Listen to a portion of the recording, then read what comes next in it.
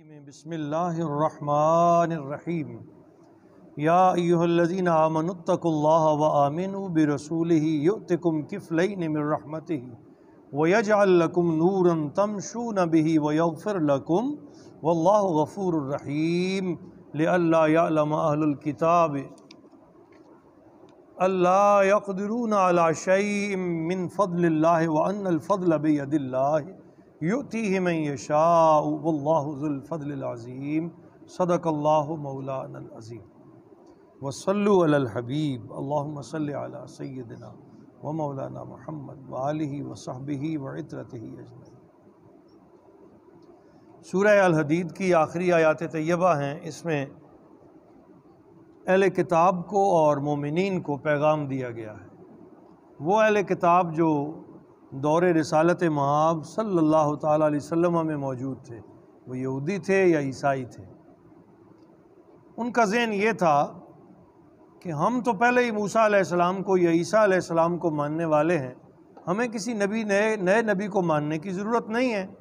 ہم اگر محمد عربی صلی اللہ تعالیٰ علیہ وسلم کا کلمہ نہیں بھی پڑھتے تو ہم تو پہلے ہی ایک نبی کے ماننے والے اللہ کے بندے ہیں۔ ان کے شک کو دور کیا، فرمایا اب میرا رسول آ گیا ہے، اب تمہیں ہر حال میں ان کا کلمہ پڑھنا ہے۔ لیکن اللہ بڑا لجپال ہے، جب تم محمد الرسول اللہ کا کلمہ پڑھو گے تو اللہ تمہیں دوہرا اجر عطا فرمائے گا کہ تم موسیٰ کے بھی غلام تھے، اس ذریت میں چلتے ہوئے آ رہے تھے، اب تم نے میرے آقا و مولا صلی اللہ تعالیٰ علیہ وسلم محمد الرسول اللہ کا کلمہ پڑھا تو اللہ تمہیں اجر و رحمت میں بھی دگنا کر دے گا۔ دوسرا پیغام مومنین کو عطا کیا کہ جب تم نے رسول اللہ صلی اللہ علیہ وسلم کا کلمہ پڑھ لیا، ایک اجر کلمہ پڑھنے پر،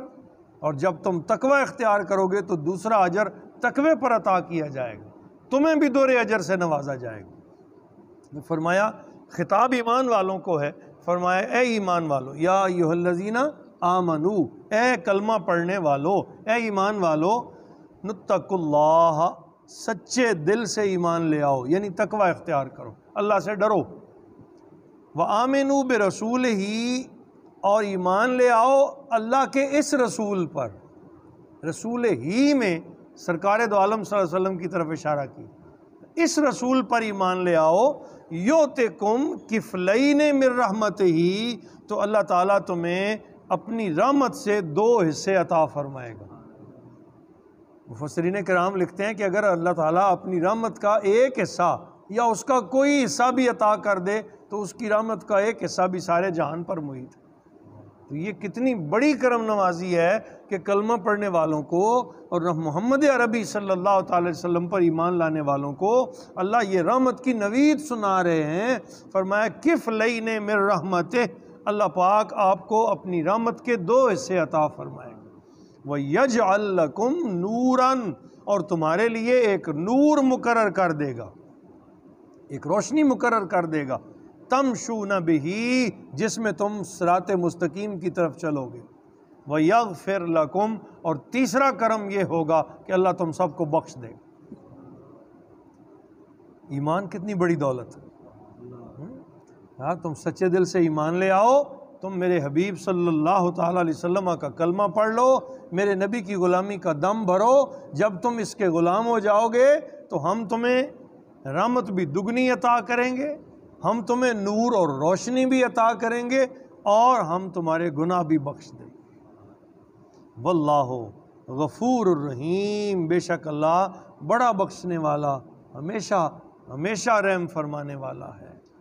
تو یہ پیغام دیا ان کو کہ جو یہ شک میں یا جزبز ہو رہے تھے کہ ہمیں کیا ضرورت ہے، ہم تو ایک نبی کا کلمہ پڑھنے والے ہیں۔ فرمایا ان نبیوں کا وقت اپنے دور میں تھا، اب دور محمد الرسول اللہ کا ہے۔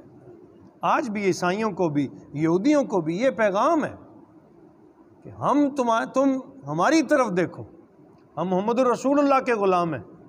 کوئی حاجت نہیں کہ ہم کسی دوسرے نبی کی شریعت کو مانیں، باوجود اس کے ہم آدم علیہ السلام سے لے کر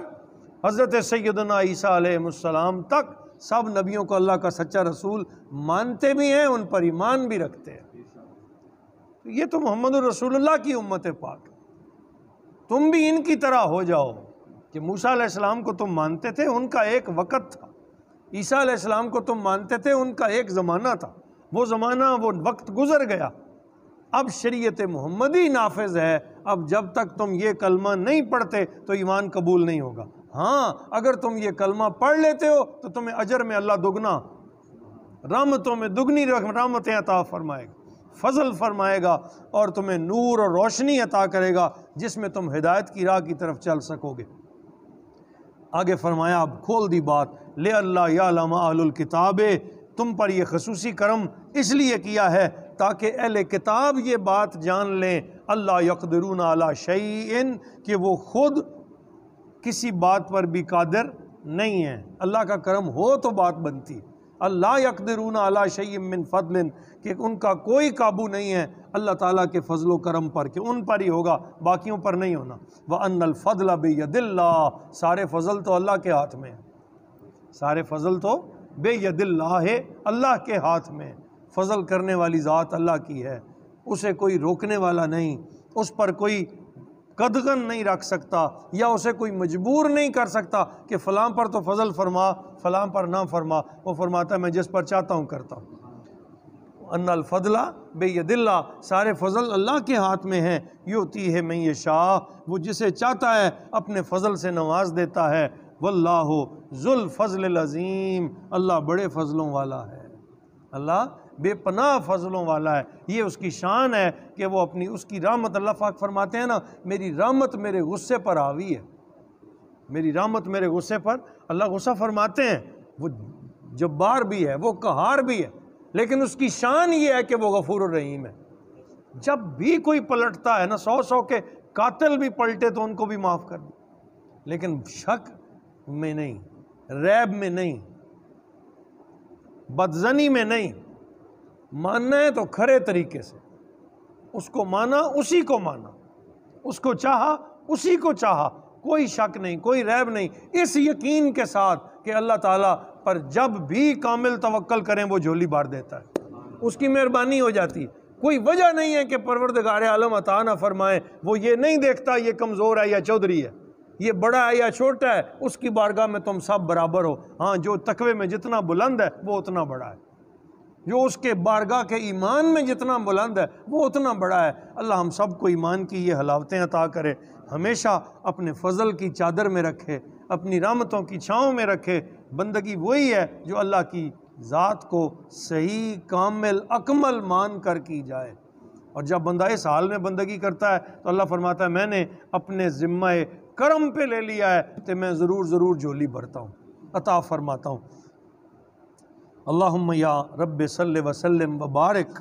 علی نبیک المحترم و رسولک المعظم و صفیک المکرم و شفیع المذنبین و رحمت للعالمین و علی آلہ و اصحابہ افضل الصلاۃ والسلام والحمد للہ ولا الہ الا اللہ واللہ اکبر والصلاۃ والسلام علی رسول اللہ۔